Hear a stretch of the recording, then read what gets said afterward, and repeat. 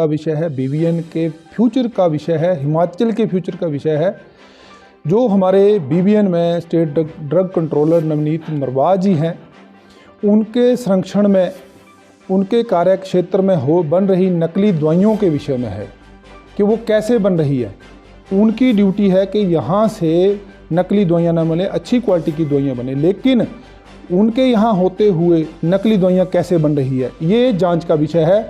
तो हमने आज प्रेस कॉन्फ्रेंस रखी है जग सेवा एनजीओ के माध्यम से कि इनकी जांच जो है वो सीबीआई से करवाने की हमारी मांग है। माननीय मुख्यमंत्री जी को आज हमने एसडीएम साहब के माध्यम से जो ज्ञापन दिया है उसमें हम यही मांग रखी है कि इनकी जांच सीबीआई से करवाई जाए, और अगर ये जांच 7 दिन के भीतर सीबीआई से नहीं होती है तो हमें मजबूरन हमारे जो स्वास्थ्य मंत्री जी का शिमला आवास है उसके बाहर धरना प्रदर्शन नहीं, हम भूख हड़ताल पे, क्रमबद्ध भूख हड़ताल पे मैं अनिश्चित काल तक बैठूंगा, क्योंकि ये बीबीएन के फ्यूचर का सवाल है। देखिए, हमारे बीबीएन में जितनी भी इंडस्ट्री है वो इसलिए है ताकि यहाँ की क्वालिटी अच्छी है, लेकिन नवनीत मरवाह जी के यहाँ लगातार यहाँ पे इतने सालों से वो यहाँ टिके हुए हैं, इतनी दवाइयाँ नकली पकड़ी जाती है, फिर भी वो कैसे टिके हैं यहाँ पे। एक एसएचओ के अंडर अगर 6 या 7 चोरियां हो जाए, वो एसएचओ को बदली कर देते हैं। ये सरकार कोई भी हो, नवनीत मरवाह जी यहाँ से नहीं हिलते। और सबसे बड़ी बात है, 22 नवंबर को इन्होंने नकली दवाइयाँ पकड़ी है, और 22 नवंबर को तो ऐसा था कि ना सरकार बीजेपी की ना कांग्रेस की थी। इन्होंने अपना काम भी कर दिया, कहते सांप भी मर गया लाठी भी नहीं टूटी। इन्होंने बड़े तस्कर नहीं पकड़े, छोटे छोटे तस्कर पकड़ के उनको अपने ही अधीन उन पे केस शुरू कर दिया, जो कि एक नाम मात्र है। जबकि असली जो नकली दवाइयाँ बनाते हैं वो यहाँ पे लगातार दवाइयाँ बना रहे हैं। 5-5, 10-10 करोड़ की दवाइयाँ नकली पाई जाती हैं, लेकिन बाद में वो गोलमोल हो जाती हैं। कहाँ जाती हैं वो दवाइयाँ? डिस्ट्रॉय तो नहीं करते, कभी बताया इन्होंने कभी डिस्ट्रॉय की? ये बीबीएन क्षेत्र के लोगों के साथ खिलवाड़ होगा।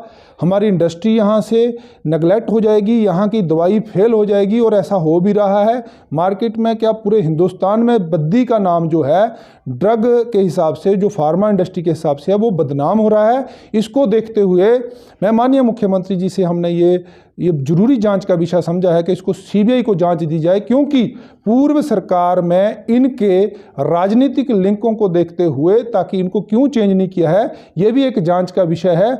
क्योंकि ये तो सिर्फ एक सरकार की पैसा इकट्ठे करने वाला एक घोड़ा है, घोड़ी, उसकी लगाम जिसके हाथों में है, सीबीआई उस लगाम के जरिए उस हाथों तक पहुंचेगी कि इनको यहाँ पे किसने रखा है, क्यों नहीं बदला इनको, जबकि नकली दवाइयाँ पकड़ी भी गई और बनाई जा रही है लगातार।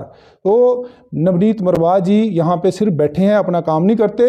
इनका काम सिर्फ ये है कि हर कंपनी में फ़ोन करके कौन सा ठेका किसको दिलाना, कौन से काम करवाने, सरकारों के काम कहाँ कहाँ किस किस को फ़ोन करके दिलवाना, और कंपनियों से उनकी कमियां बताकर उनको फ़ोन करने और बुलाना।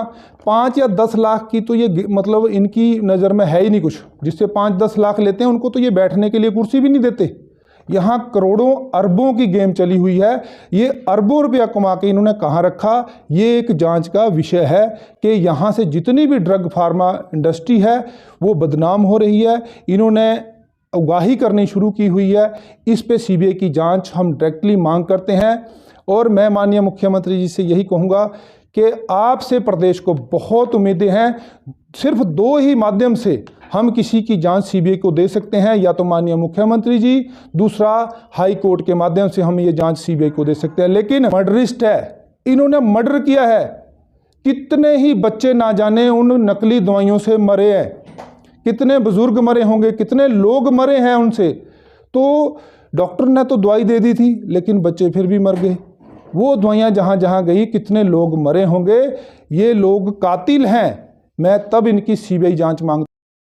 जग सेवा ऑर्गेनाइजेशन है, उन्होंने हमें एक ज्ञापन दिया है जो माननीय मुख्यमंत्री जी को संबोधित है, और साथ ही माननीय स्वास्थ्य मंत्री को भी संबोधित है। तो ये ज्ञापन हम शीघ्रातिशीघ्र उचित स्तर पर पहुंचाएंगे, ताकि जो भी उचित कार्यवाही इसमें हो वो हो सके।